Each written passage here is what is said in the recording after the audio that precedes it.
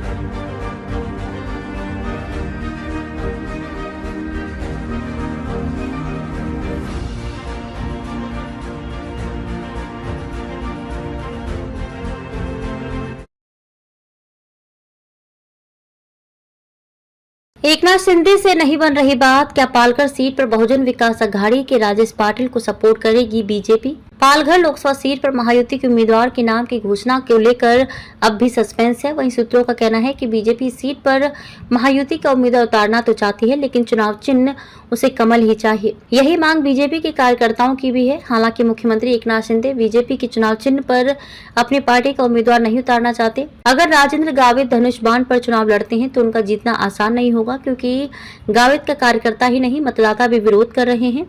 खासकर पालघर के ग्रामीण इलाकों में उनके प्रति काफी गुस्सा है। माना जा रहा है कि बीजेपी बहुजन विकास अघाड़ी को समर्थन देगी। पालघर सीट पर 20 मई को मतदान होना है, लेकिन अब तक यहां महायुति के उम्मीदवारों के नामों की घोषणा नहीं हुई है। अब तक महाविकास अघाड़ी की ओर से शिवसेना उद्धव की भारती कामडी को उम्मीदवार घोषित किया गया है और उनका प्रचार अभियान जोरों पर चल रहा है। हालांकि बहुजन विकास अघाड़ी के उम्मीदवार राजेश पाटिल ने अपना नामांकन भर दिया है, लेकिन उनका चुनाव लड़ना अब तक तय नहीं है।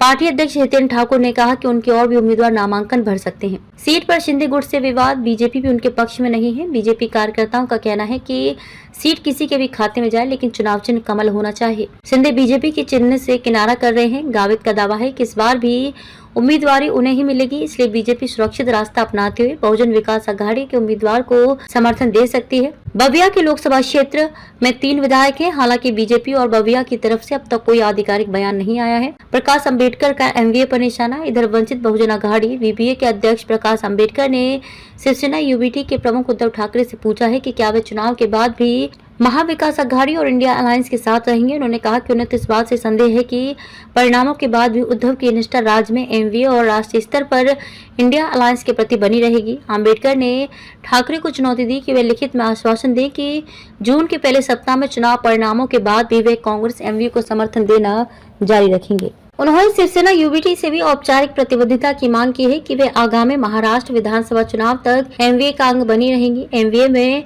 मतभेदों की ओर इशारा करते हुए अम्बेडकर ने सवाल किया कि ठाकरे मतदाताओं को अभी से लिखित में यह आश्वासन क्यों नहीं दे सकते। जनता के समक्ष अभी से ये स्पष्ट हो जाना चाहिए, अन्यथा इन सब का कोई मतलब नहीं है।